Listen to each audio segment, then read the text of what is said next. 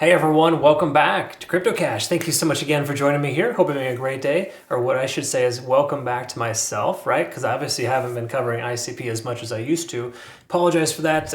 Life, it's just a really easy excuse, but life gets busy. I've got a 9-day-old baby here at our house, and it's a lot of fun, of course, but a little extra work, right? But either way you look at it, the whole key takeaway here is that I need to provide you with an update to kind of give you some perspective, because folks are getting, giving me a lot of questions like, hey, are we going to shift momentum here? What's going on? Do I buy the dip? The short answer is yes, you buy the dip when it comes to spot bags, but you never just take a high leverage play in the blind like this, because there's just no reason to take a long based on the current structure that we're seeing for ICP and majority of all altcoins in the market from a macro perspective. Okay. Now we can see some smaller time frame, shifts in momentum, which we will, if we identify those, we could, consider a potential long scenario. But just know the macro for most coins is pretty bad, and it's not like it's not an optimal situation by any stretch. Okay, so do me a favor, hit the like button, maybe even comment below. I'd love to hear your thoughts. But every single time you watch a video of mine, just hit that like button. Really simple. Appreciate it though. Thank you again so much. What we want to look at here, first of all, is ICP on the left-hand side. These last 7 days of liquidation. And simply put, we're right in the middle of a range. 650 and 750 are those two easy numbers to remember for liquidation, both above and below the price.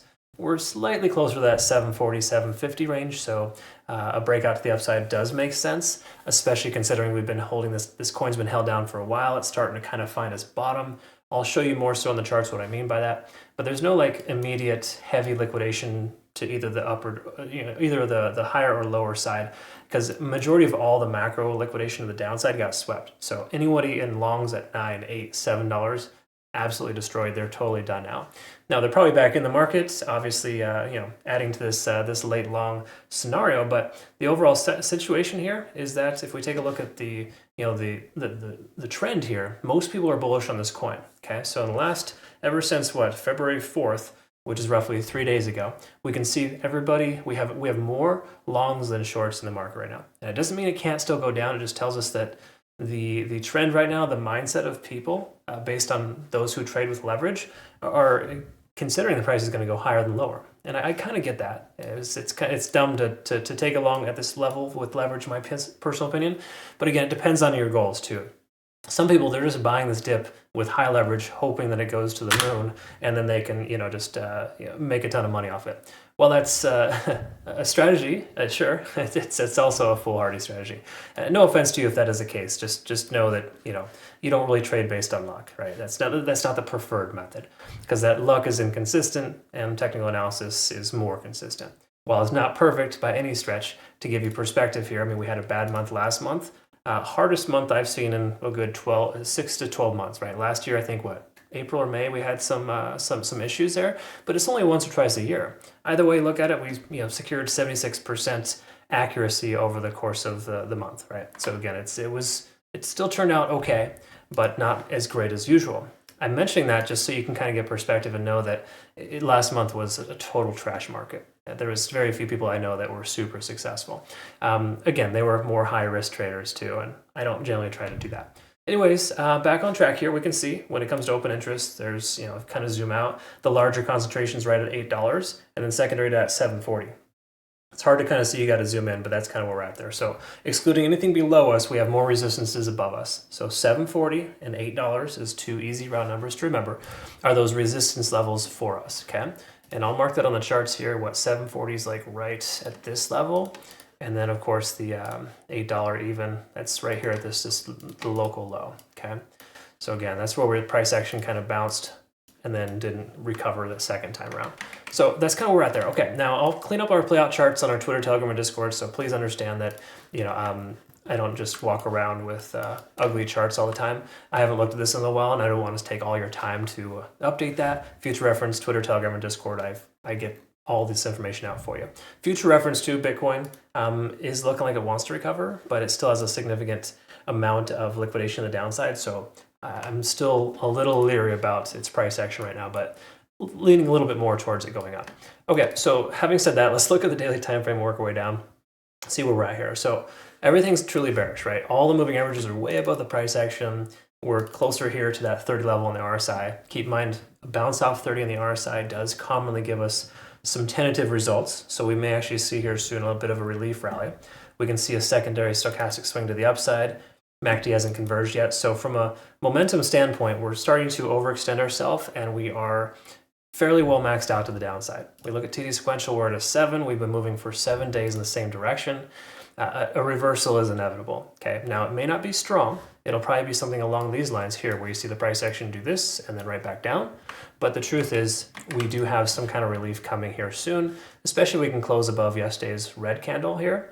If we close above, just say $7 today, that would be a bullish engulfing candle telling us the last 24 hours have been controlled by the bulls, not the bears, right? We're finally shifting that momentum. We're tentatively above or right there at the 20-day SMA on the 4-hour time frame.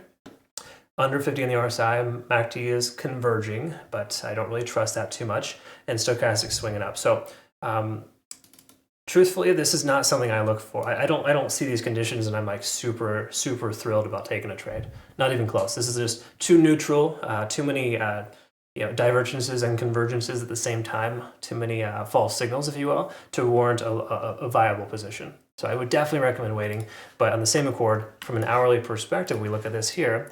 We are trying to break above the cloud, haven't closed above yet. Lagging spans free and clear, and the conversion lines over the baseline. So there are technically like 2.5 or 3 out of 3 reasons to consider a long. You're going to find more success taking a short-term long position. Just ensure if you were to take one, you secure profits between here and that $7.40 mark. Again, there's a lot of reasons why 740 is relevant. First of all, we got a heavy concentration of liquidation, about 42 million. And then we also have liquidation long delta, implying longs are more viable than shorts. And of course here, we got this guy here, which is not super massive, but it is a concentration of volume nonetheless, right? So again, 740, secure profits before then if you consider taking a long. If you're more conservative like me, you'll wait for a closure above that level before you take a trade. And honestly, I think we're days or weeks away from me wanting to take a long position with this coin, based on how I trade. Swing trading, I hold for hours or days, occasionally a week or two.